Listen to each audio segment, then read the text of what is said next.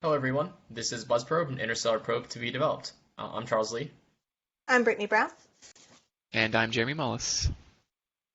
A little bit of background. The Voyager missions were planned due to an alignment of planets that would allow for Jupiter, Saturn, Uranus, and Neptune to give gravity assists.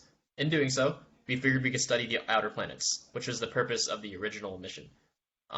Since the Voyager missions are currently studying interstellar space, we took heavy inspiration from them. We also took inspiration from the Johns Hopkins Interstellar Probe Project, which is based on the New Horizons mission. And for those who don't know what the New Horizons mission is, it's a mission that flew by Pluto and explored the Kuiper Belt area. But the Voyager missions are currently running low on power and are using outdated technologies. So it would be better to design a probe specifically for interstellar space using updated technology. The mission statement is design a concept for the first interstellar mission that can deliver a scientific payload of 50 kilograms in 20 years or less, and send data back to Earth for a minimum of 20 years after reaching interstellar space. We are including our design process to show what our spacecraft can do, why it's effective, and how well it uses investors' money. This is the preliminary ConOps that we created for our mission, which is divided into 6 phases. Phase 1 is the launch, provided by a heavy lift launcher. Phase 2 is the injection to our fuel-saving maneuver using kick stages. In Phase 3, the probe is traveling between Earth and the maneuver. It should take about 1 to 2 years. The probe will communicate with the Earth via the Deep Space Network from this phase onwards. Phase 4 is the fuel-saving maneuver, pictured here as a Jupiter gravity assist. Phase 5 is a long travel to the heliopause, taking about 14 to 18 years without stopping at any additional planets as Voyager did. Science opportunities for Kuiper Belt objects will be taken during this phase. And Phase 6 is the primary science mission, which will last over 20 years. After our ConOps, we created some top-level requirements for the probe. The mass, time of flight, and lifespan requirements are straight from the problem statement. As the payload is specified as a science payload, we included one requirement to collect scientific data. And as we need to collect this data on Earth and control the probe, we included a communications requirement. The environmental constraints of the mission are included in the temperature/pressure and power requirements. And finally, the probe needs to be able to both be controlled by people here on Earth and autonomously when there are communications blackouts. So we covered that in the final top-level requirement. In order to meet all of our requirements, our system was broken into 5 different functionalities. The first function was our launch and travel. We needed our probe to escape Earth's sphere of influence and a way to increase the speed of our probe. The second function would take place outside of the heliopause. Data should be collected in a specified order determined by physicists who will have the greatest need for this data. And then the data needs to be processed and transferred to Earth, and there needs to be a storage system to collect the data over a period of time. Updates may occur between a few days or up to a week. The third function is communication. The probe needs to collect the data to Earth along with diagnostic help. This feedback information will help the validation of the collected data, as well as determining the health of our space probe on a whole. The probe will also need to receive commands from mission control to complete maneuvers or switch to data collection order. The fourth function includes the results.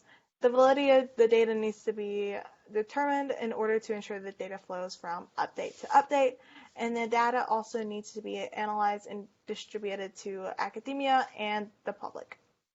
Our final functionality is the end of mission.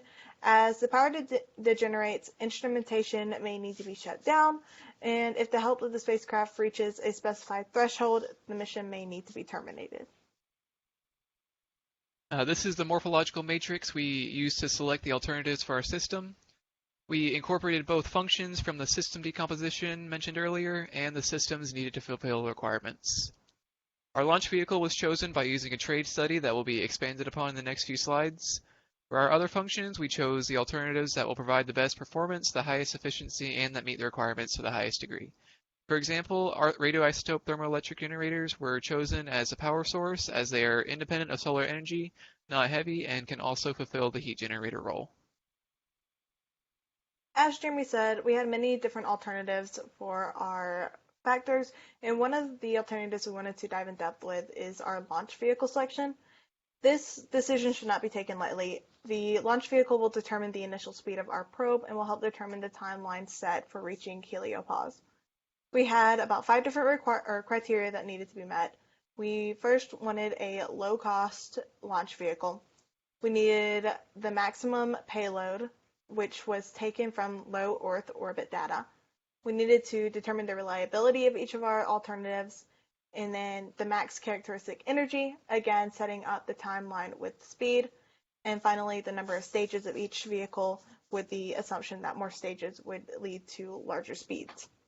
We had 5 different launch vehicles that we investigated. The first was the Space Launch System, then we had the Falcon Heavy, then we had Starship, Atlas V, and then finally the Proton M.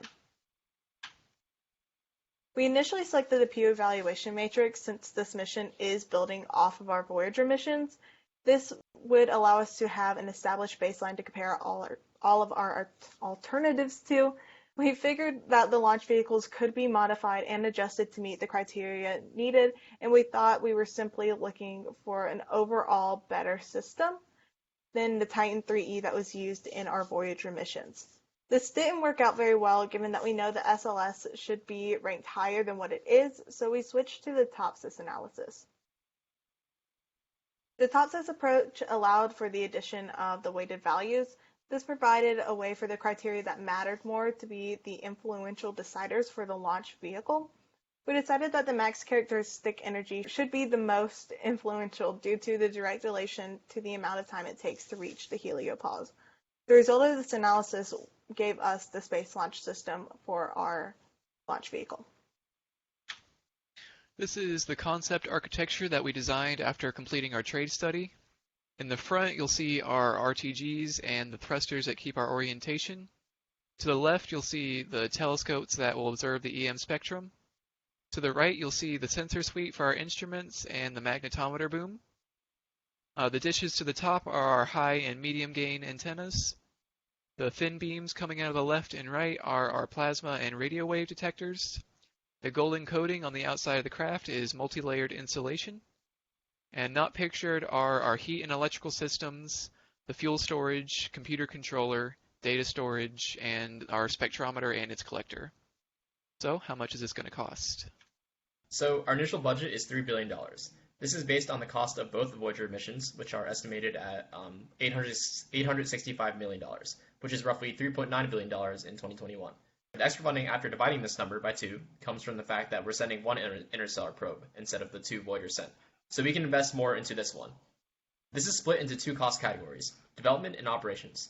Development costs will be about $1 billion, and most of the money will be going into designing, manufacturing, and purchasing the required components. Operations cost will be about $1.5 billion, which will go into paying those maintaining the probe and analyzing its data. Furthermore, it includes the cost of the launch, which is estimated to be about $1 billion for SLS. This is based on a projection that the cost for the SLS will decrease from $2 billion, and the remaining $500 million will be in case we go over budget. We are hoping that the support of the government and of the general public will lead to companies providing funds in exchange for the right to say that they helped with the development of this interstellar mission. So our main customers will be the U.S. government and potentially other countries' governments, should we agree on some data sharing policy, and astronomers and astrophysicists who will use the data collected will also be stakeholders. There are several benefits to stakeholders. Because this is a science-focused mission carried out by a government agency, the benefits will not be in the form of immediate monetary gain, but rather scientific knowledge that benefits the general public and can potentially be used to turn a profit in the future. The first benefit is that we will be the first country to perform an interstellar science mission.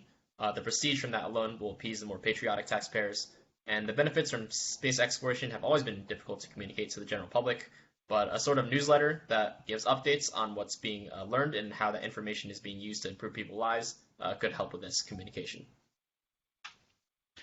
So our new interstellar probe has many additional benefits to the scientific community, the government, and society at large. The probe will provide the highest fidelity scientific data from the outer solar system to date, as our probe's instruments will have improved in the 40 years since the Voyagers. This will allow astrophysicists and other scientists to obtain a deeper knowledge about the nature of interstellar space. From that, we can improve our understanding of our stellar neighborhood and be aware of the dangers to missions within that region. Finally, solving the issues that come with high bit rate long-range communications and the low solar energy environment will lead to technologies that can find use here on Earth in both public and private industries. In presenting our design process, we have shown that our concept is an effective and efficient solution to the issue of losing our access to interstellar space with the Voyagers. We believe that the potential benefits to science and society at large make it a worthy investment of taxpayer dollars.